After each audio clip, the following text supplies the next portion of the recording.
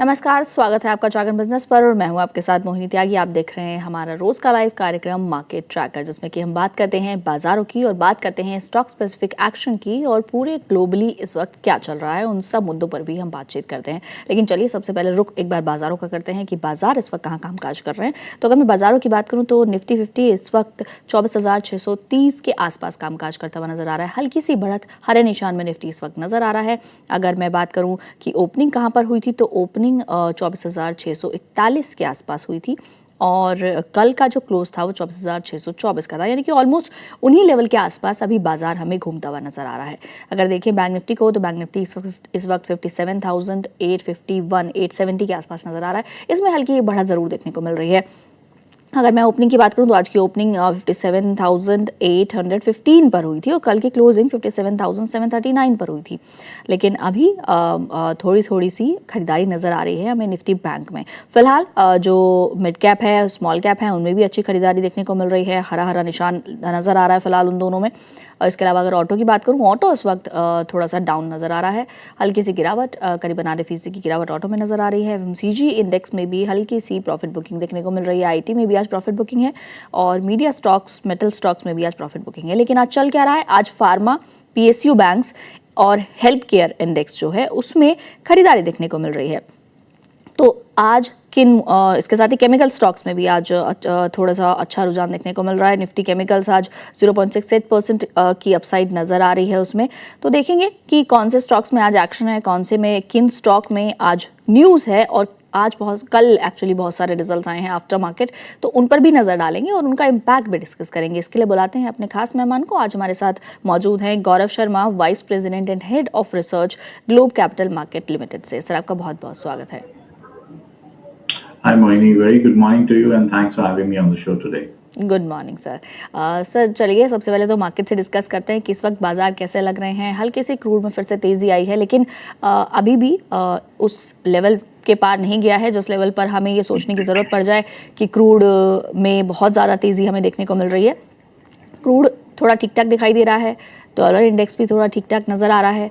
ऐसे में बाज़ारों की स्थिति भी अब संभलती हुई दिख रही है।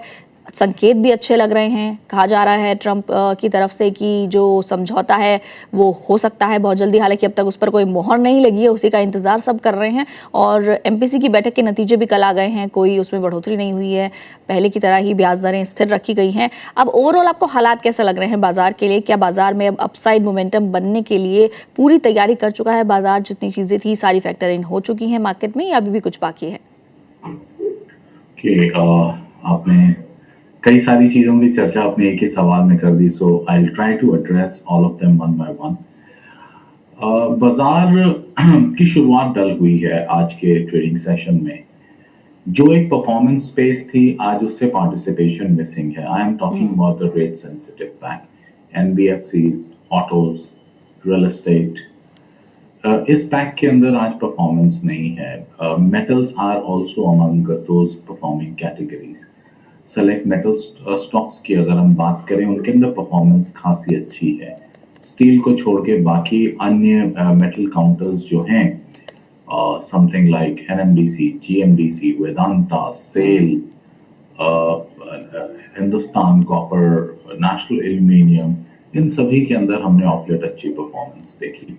एनबीएफसीज की बात करें तो जिस प्रकार से नतीजे आए हैं, स्टेटस को मेंटेन किया गवर्नर साहब ने ऑन एक्सपेक्टेड लाइंस। आने वाले एक दो और मॉनेटरी पॉलिसी में मुझे सिमिलर स्टांस आता हुआ लग रहा है, बिकॉज अब आकांक्षा कम है कि यहाँ से इन्फ्लेशन उतना ज़्यादा प्रेशर करेगा। It should ease out going forward, which will be a comfortable position for MPC to maintain rates। और उसके बाद आई थिंक आने वाले 4-6 महीनों में अगर स्थिति नॉर्मलाइज रहती है तो आई थिंक शायद कोई अगले साल में डाउनवर्ड रिवीजन भी एक्सपेक्ट कर सकते हैं। स्थिति बेहतर मुझे इसलिए भी लग रही है क्योंकि अब क्रूड, जैसे आपने बोला, बहुत कंफर्टेबल लेवल्स पे है। यहाँ मैं 1 या 2 दिन का क्रूड का मूवमेंट को कंसिडर नहीं कर रहा हूँ। What I am taking into account is a broader sense. अभी मोहिनी, जिस तरीके से 125 के लेवल तक हमने क्रूड देखा, उसके बाद गिरावट आई, $70 प्रति बैरल तक का भाव आया, फिर वहां से अपटेक आया, 95 $97 तक पहुंचा. Now again we are somewhere comfortably around say 78. Sub 80 levels are pretty comfortable for the Indian economy. उसके नीचे जितना जाएगा उतना और अच्छा रहेगा. So that is one comforting point for us. The another comforting point is रुपये के अंदर मजबूती आई है डॉलर के अगेंस्ट. 2 रुपए की मजबूती हमें 97 प्लस लेवल्स पे ट्रेड कर रहा था. अभी it is close to 95 odd levels against the USD, which is again a good sign for Indian economy. जैसे जैसे क्रूड निचले स्तरों पे ट्रेड करेगा, स्ट्रेट ऑफ हॉर्मोज में हालात नॉर्मलाइज होंगे, we would see further strengthening of Indian rupee against the dollar. ये सारी चीजें हो गई बाहरी फैक्टर्स. डोमेस्टिक फैक्टर्स जो यहाँ सबसे ज्यादा इंप्रेस कर रहे हैं हमें, that is the earning season. Fabulous set of earning post की हैं कई दिग्गज इंडियन कंपनीज एंड कई फ्रंटलाइन मिड कैप स्टॉक्स ने भी. इस पर्टिकुलर क्वार्टर में जहां उम्मीद कर रहे थे कि परफॉर्मेंस अच्छा नहीं आएगा due to inflationary pressures, majority of the companies have managed to actually to the situation और काफी अच्छे से मैनेज किया, जिसके चलते मार्जिन्स होल्ड हुए हैं. कई कंपनीज ने अपवर्ड रिवीजन इन मार्जिन्स के चलते पैट फिगर्स इंप्रूव होते हुए देखे हैं, because sales was never a question. The questions were margins and profitability. वो maintain हुई हैं. कई cases में हमने reasonable uptake भी देखा है, especially in the FMCG pack. Auto space की भी बात करूँ तो उसने भी surprise किया है. So all in all, so far जितने नतीजे आए हैं, हमारे अनुमान से बेहतर नतीजे आए हैं. Therefore, clubbing all of these factors together, हम उम्मीद कर रहे हैं अब यहाँ से बाजार के अंदर एक ऊपर की चाल कंटिन्यू होनी चाहिए. मॉनेटरी पॉलिसी में जो एक्सपेक्टेशन था वो भी अब स्टेटस को से चलते चलते नॉर्मलाइज हो गया है. अब वो आएगी 2 महीने बाद. तो इन सब चीज़ों को ध्यान में रखते हुए आई थिंक यहाँ से बाजार को 25,200 की तरफ आगे बढ़ना चाहिए. बिल्कुल, यानी कि अब हमें पॉजिटिव मोमेंटम देखने को मिल सकता है. चलिए अब स्टॉक स्पेसिफिक एक्शन की बात करते हैं कि आज बाजार में हो क्या रहा है. Q1 रिजल्ट्स की अभी सर ने बात की. Q1 रिजल्ट्स काफ़ी अच्छे आए हैं. बहुत सारी कंपनीज ने अपने Q1 रिजल्ट्स पेश किए हैं. एक एक करके उन पर बातचीत करते हैं. सबसे पहला नाम मैं लूँगी सर एक कंपनी का जिसमें आज अपर सर्किट लग गया आफ्टर Q1 रिजल्ट्स, और वो है सविता ऑयल टेक्नोलॉजीज. 20% का इसमें अपर सर्किट लग चुका है और इसमें 20 मिनट में 32 लाख का वॉल्यूम नज़र आया है स्टॉक में. करीबन इसका मुनाफा 5 गुना बढ़ा है. यानी कि अगर मैं बात करूं कि इसके रिजल्ट्स कैसे हैं तो 2026 की जो जून तिमाही है उसमें कंसोलिडेटेड जो इसका नेट प्रॉफिट है वो पिछले साल 55.95 से बढ़कर इस साल 288.6 करोड़ पहुंच गया है. यानी कि करीबन 5 गुना इसके मुनाफे में बढ़ोतरी हुई है, जिसके चलते स्टॉक में अभी भी 18% की अपसाइड हम देख सकते हैं. मोहिनी, यस आपने सही कहा. Smart uptake in terms of profitability नज़र हमें आई है, but I have to dig deeper because ये ऑयल इंडस्ट्री में ऑपरेट करने वाली कंपनी है, तो ऐसा कुछ चमत्कारी चीज़ यहाँ होने की अपेक्षा नहीं होती जिसके चलते अचानक से इस प्रकार का uptake in terms of PAT दिखाई दे. What I am suspecting is they must have reported a one-time gain in their books in the preceding quarter.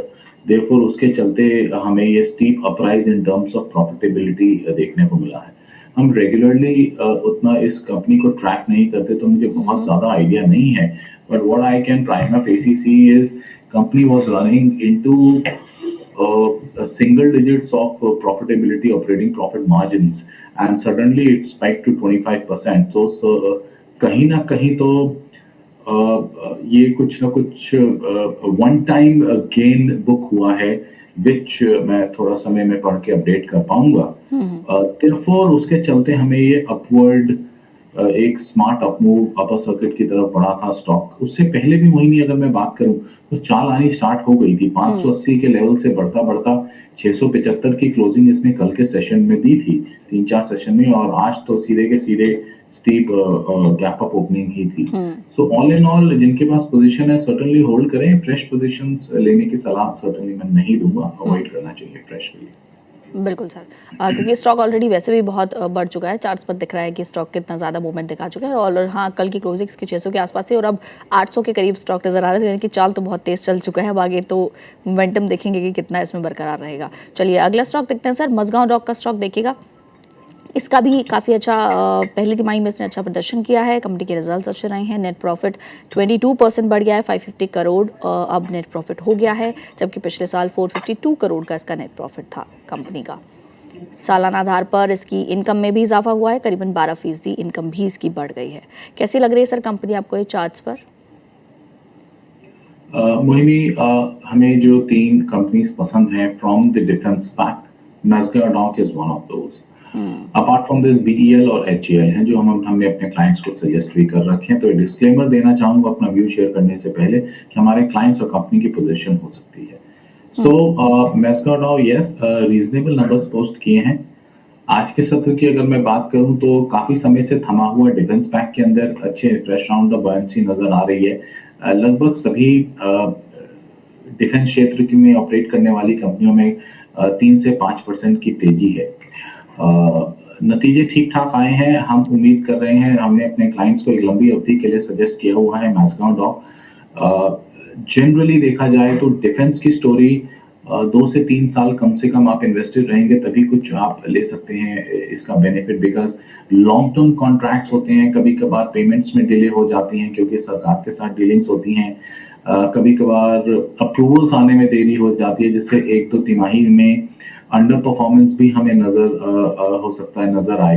But overall देखें the kind of robust order book these companies are having, तो एक लंबी अवधि के लिए 2-3 साल के लिए अगर आप निवेश करें तो यहाँ से एक अच्छा रिटर्न कमाया जा सकता है। जो अभी मैंने शेयर्स आपके सामने शेयर किए, among them Mazagon dock is also part of it. बिल्कुल सर। सर कुछ और स्टॉक्स को देखते हैं और फार्मा सेक्टर पर आते हैं। बायोकॉन के भी रिजल्ट्स आए हैं और इसके साथ ही औरबिंदो फार्मा के भी रिजल्ट्स आए हैं। दोनों स्टॉक को अगर कंपेयर करें तो आपको किसके चार्ट इस वक्त बेहतर लगते हैं after results? Absolutely, it is Oro Pharma, no doubt about it.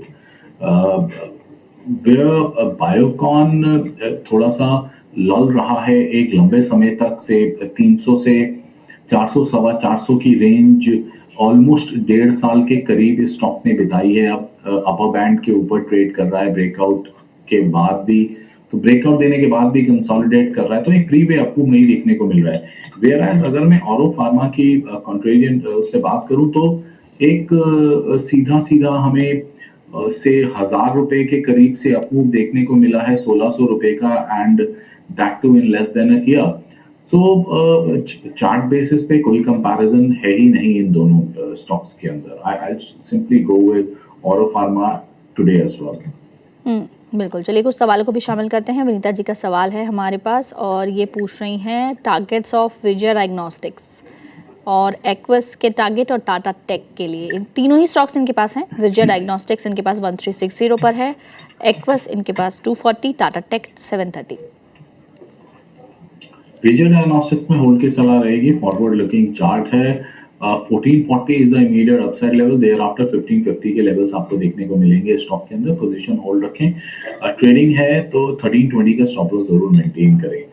Tata take आज मेरे रडार पे आया है, ये stock fresh round of up move है। I won't be surprised to see 860 का लेवल इन जस्ट अबाउट से 2 to 3 ट्रेडिंग सेशंस है। पोजीशन होल्ड करें, नहीं है फ्रेश पोजीशन भी ले सकते हैं। स्टॉप लॉस मेंटेन करें 760 का। 30 रुपए का स्टॉक लगा के आराम से आप इसमें 80-100 रुपए का एक अप मूव 10-12% का 15% का देख सकते हैं। बिल्कुल। और तीसरा स्टॉक इनका था aqueous, AEQUS। Aqueous is also fine, अपने हाइस के आसपास ही ट्रेड कर रहा है। कंसोलिडेशन का ब्रेकआउट देके सस्टेन हो रहा है। मैंने फंडामेंटली ट्रैक नहीं किया तो मैं लॉन्ग टर्म व्यू नहीं दे पाऊंगा। ऑन बेसिस ऑफ चार्ट्स 230 रुपए का स्टॉप लगा के 255, 262, 64 के लेवल्स के लिए काम किया जा सकता है स्टॉक के अंदर। बिल्कुल